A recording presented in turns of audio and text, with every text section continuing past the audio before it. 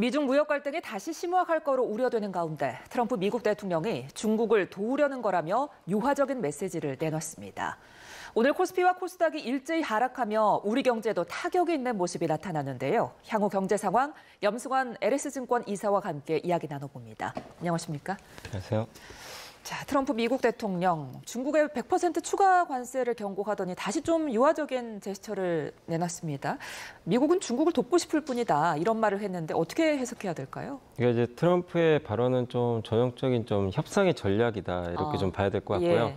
사실 이제 11월 10일까지 이제 관세가 유예가 됐죠. 90일간 이제 미국과 중국이 지난번에 합의를 통해 가지고 일단 좀 협상을 해서 관세 합의를 좀 이끌어내자. 근데 그 시간은 이제 11월 10일 마지노선을 좀 잡아놨는데 예.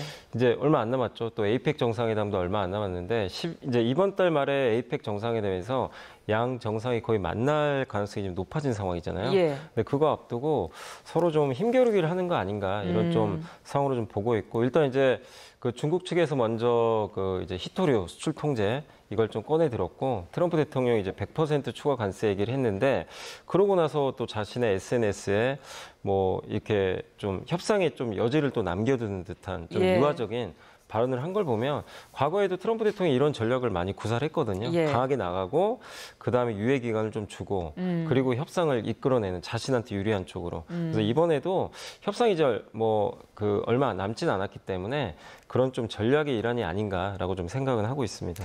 여기에 맞서서 이제 중국은 이런 관세 부과가 올바른 접근법이 아니다 이렇게 좀 강경하게 맞서고 있는데 앞으로 전망 어떻게 하세요? 그러니까 미중 무역 갈등이 이게 쉽게 해결될 문제는 아닌 것 같고요. 예.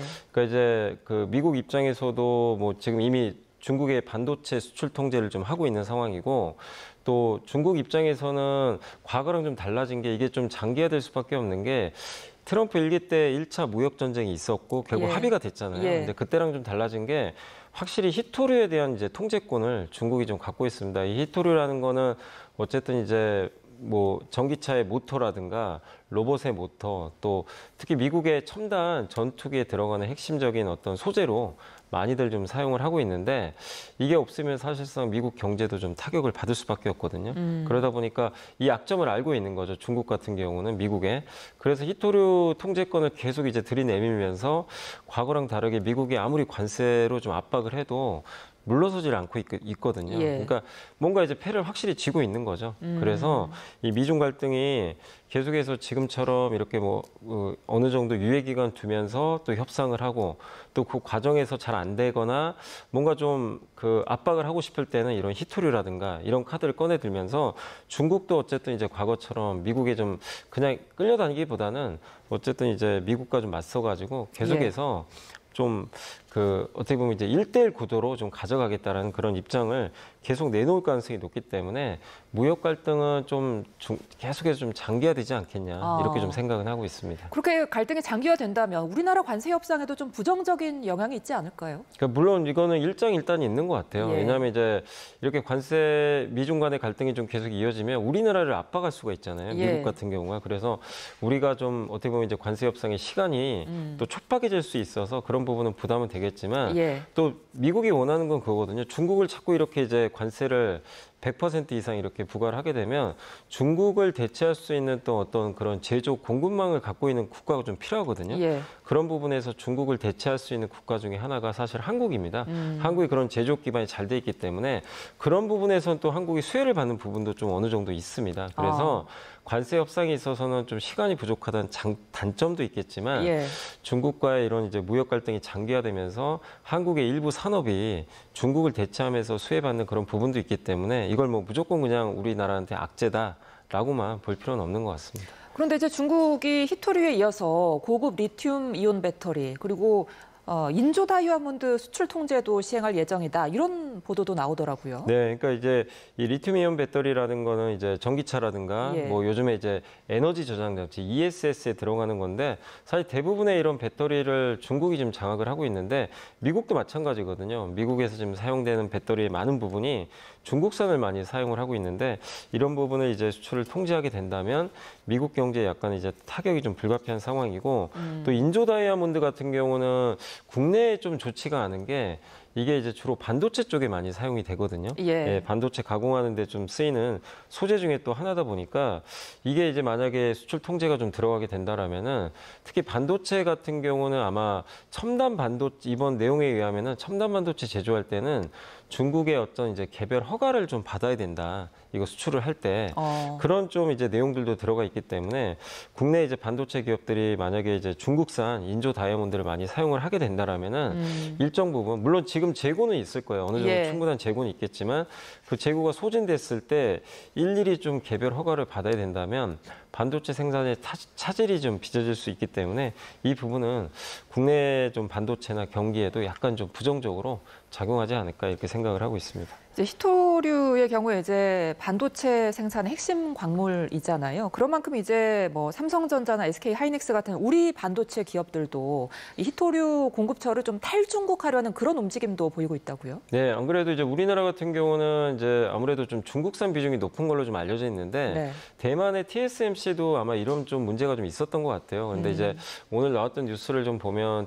대만 같은 경우는 이미 좀 어느 정도 탈중국을 좀 해놨기 때문에 큰 예. 영향을 안 받는다고 합니다. 그래서 우리 한국 같은 경우도 물론 이제 삼성과 SK하이닉스가 그동안 좀 많이 다변을 해왔기 때문에 어느 정도 이제 충격파를 좀 피할 수 있겠지만 예. 완전히 그걸 벗어날 수는 없는 상황이거든요. 그래서 계속해서 이런 이제 갈등들이 이어진다면 결국 그 이 반도체 공정 쪽에서 문제가 생길 수 있기 때문에 우리나라 기업들도 당연히 탈중국을 좀 계속 이 소재 쪽에서 할 수밖에 없는 상황으로 좀 갈 수밖에 없고 또 국내 자체적인 어떤 이제 히토류라든가 이런 걸 가공할 수 있는 그런 기업들도 좀 육성할 필요가 있지 않나 이렇게 생각을 하고 있습니다. 예, 이런 미중 무역 갈등 우려에 또다시 이제 주식이나 가상화폐 가격이 크게 출렁이고 있더라고요. 네, 맞습니다. 특히 이제 지난주 금요일이었죠. 이 뉴스가 나오고 미국의 나스닥 지수가 하루에 3% 이상 급락을 하게 됐고 예. 비트코인 가격이 이제 12만 달러를 넘었다가 한때 이제 11만 달러 밑으로 떨어지는 모습도 좀 나왔었습니다. 그래서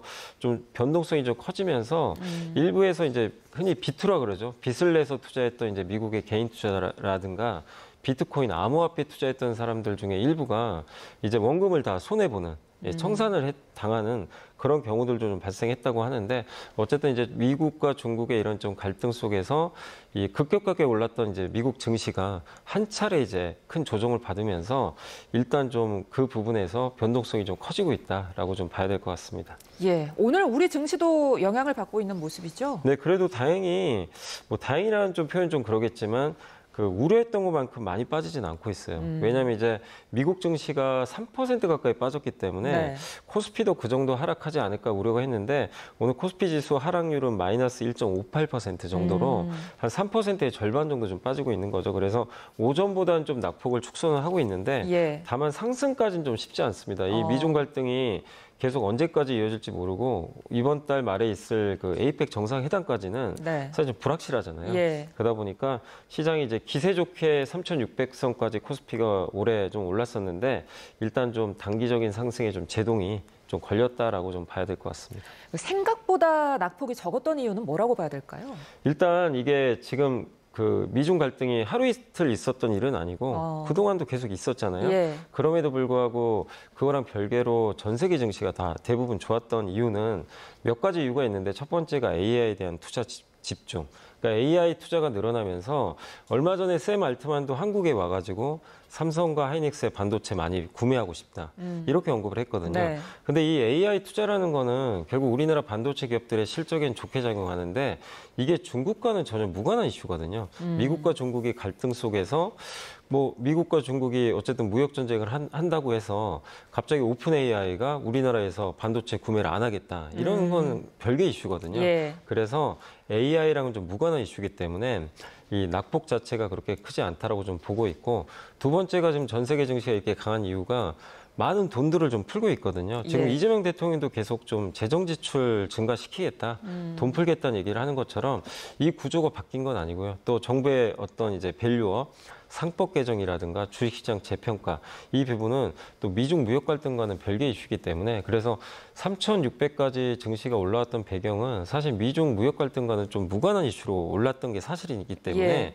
이 이슈 때문에 흔들릴 수는 있겠죠. 변동성은 좀 나오겠지만 추세 자체가 무너지지 않을 거라는 그런 좀 기대감을 여전히 갖고 있고 그러다 보니까 개인 투자분들이 오늘 좀 이 급락장을 좀 이용해가지고 저가 매수를 또 굉장히 공격적으로 하고 있거든요. 예. 그런 부분들이 좀 가미가 되면서 낙폭은 그렇게 생각보다 크진 않은 것 같습니다. 자, 이런 상황 속에서 오늘 LG전자 3분기 영업이익이 발표됐고 또 삼성전자도 이번 주에 발표를 한다고 하는데 이번 주 우리 증시 전망을 좀 해볼까요? 근데 일단 미국도 그렇고 이게 뭐 이 미중 갈등 때문에 이제 하락장이 진행돼서 좀 어려운 좀 장이 이어질 거다 이런 좀 상황은 좀 아니지만 예. 일단 좀 시장이 많이 오른 건 사실이잖아요. 예. 그런 상황에서 쉬고 싶은 것도 사실이거든요. 미국 나스닥이 6개월 연속 올랐거든요. 그래서 계속 오르는 것도 사실 부담이 될 수밖에 없습니다. 그래서 이 숨고르기를 좀 하고 싶은 상황에서 이게 좀 하나의 빌미가 됐던 것 같아요. 그래서 이거는 우리나라도 마찬가지 상황이기 때문에 또 거기다 환율까지 좀 오르고 있어서 예. 약간 부담은 되거든요. 그래서 이번 주 지금 물론 LG전자라든가 또 내일 삼성전자 실적 발표 예고돼 있는데 일단 전반적인 실적 발표들은 좋은 상황은 맞거든요. 근데 이거랑 좀 별개로 시장에 대한 어떤 이제 고평가보다 좀 많이 올랐다는 그런 부담감을 해소는 해야 되기 때문에 이번 주까지는 좀 시장은 조금 변동성은 좀 나오지 않겠냐 이렇게 생각을 하고 있습니다. 말씀해주신 환율도 좀 짚어볼게요. 환율이 지금 1,430원 선을 넘었습니다. 1,400원대가 어떻게 보면은 또 고착화되지 않을까 이런 의견들이 많거든요. 네, 그러니까 기존에도 이제 1,300원 넘어서면서부터 그 밑으로 내려가지 못하고 이제 계속 예. 올라가게 됐고 작년에 이제 계엄까지 이제 발표가 되면서 1,500원까지 근처까지 갔다가 최근 달러 약세 때문에 1,300원대로 다시 내려왔거든요. 근데 예. 이렇게 올라간 이유는 사실 지금도 달러는 강하지가 않아요. 달러는 여전히 좀 약세를 이어가는데 달러보다 다른 나라들이 더 통화들이 좀 좋지가 않습니다. 특히 대표적으로 지금 프랑스가 정치 위기가 좀 예. 있잖아요. 그러다 보니까 유로화가 많이 떨어졌고 일본이 또 최근에 신임 총리가 바뀌었잖아요. 근데 이제 신임 총리 같은 경우는 아베노믹스를 좀 계승한다라는 그런 정책을 내놨는데 결국 그러다 보니까 이거 일본이 또 엔화 약세 기조를 좀 끌고 가는 거 아니냐. 그 일본 엔화가 약세를 보이면 상대적으로 달러는 조금 더 엔화보단 강해지겠죠. 그 부분들이 달러 자체가 아주 강한 건 아닌데 상대국 통화들이 좀 약하다 보니까 이 부분이 어떻게 보면 이제 우리나라 원화에도 영향을 좀 동반해서 약세로 줬던 것 같고 또 한 가지가 이제 이거는 미국과 한국 간의 문제죠. 지금 관세 협상이 지금 마무리가 안 됐잖아요. 예. 그래서 3,500억 달러 이거 조달을 해야 되는데 이걸 한 번에 만약에 조달을 해서 미국 측에 만약에 투자금으로 주게 된다면 외환보유고가 급격하게 줄 수밖에 없죠. 그러면 환율에 당연히 영향을 또 줄 수밖에 없는 상황이기 때문에 근데 이런 요인들은 구조적인 문제라기보다는 저는 그냥 단기적인 불확실성으로 보고 있거든요. 그렇기 때문에 1,400원대 이상에서 저는 오랫동안 고차가 되기보다는 이런 프랑스나 일본의 정치적 리스크 또 우리나라와 미국의 관세 협상 이거는 언제든지 해결될 수 있는 저는 문제라고 보고 있거든요. 예. 그래서 다시 시간이 좀 지나면 1,400원 아래로 좀 떨어지지 않겠냐 이렇게 보고 있고 또 그렇게 보는 근거 중에 하나가 달러가 계속 저는 좀 약할 거라고 좀 보는 이유가 특히 지금 최근에 미국의 고용 지표가 안 좋거든요. 예. 미국 경기가 예전처럼 썩 좋은 모습은 아니기 때문에 결국 미국 경기가 그렇게 좋지 않다면 달러가 일방적으로 독주하기는 쉽지 않다 이렇게 보고 있어서 다시 1,400원 이하로는 좀 떨어질 것으로 예상을 하고 있습니다. 예, 그래도 어쨌거나 지금 높은 환율 때문에 우리 기업들이 어려움을 겪고 있는데 이에 대한 대책을 좀 조언해 주실까요? 일단 이제 물론 수출 많이 하는 기업들 입장에서 뭐 현대차라든가 이런 쪽은 당연히 이제 미국 수출을 많이 한다면 환율이 올라가는 게 나쁘진 않거든요. 당연히 수출 효과가 좀 생기기 때문에 다만 이제 반대로 원자재 수입을 많이 하는 기업들, 뭐 대표적으로 포스코라든가 이런 철강 기업들은 환율이 이렇게 오르게 되면 원자재 수입 비용이 늘어날 수밖에 없기 때문에 결국 그런 기업들 같은 경우는 수입처를 좀 다변화해야 되겠죠. 예, 다변화할 좀 그런 부분도 있고 또 거기에서 이제 원자재라든가 이런 좀 각종 비용들이 올라갈 때 다른 부분에서 이런 비용들을 만회할 수 있는 그런 좀 비용 절감 이런 부분도 좀 필요할 것 같습니다. 그래서 결국 또 현지화 전략도 뭐 반드시 좀 필요한 그런 전략이 좀 될 것 같고요. 그래서 이 고환율은 예전보다는 그러니까 예전에는 우리가 1,100원대 환율에 익숙했지만 이제는 1,300원, 1,400원 이 환율이 과거랑 다르게 어떻게 보면 이제 새로운 패러다임이 될 수밖에 없는 그런 시대로 좀 갈 수밖에 없기 때문에 특히 해외에서 수입을 많이 하는 그런 기업들 같은 경우는 이런 비용 부담을 좀 다변화할 수 있는 그런 좀 그 전략들을 많이 좀 그 고민을 할 필요는 있는 것 같습니다. 알겠습니다. 지금까지 LS증권 염승환 이사와 함께했습니다. 고맙습니다.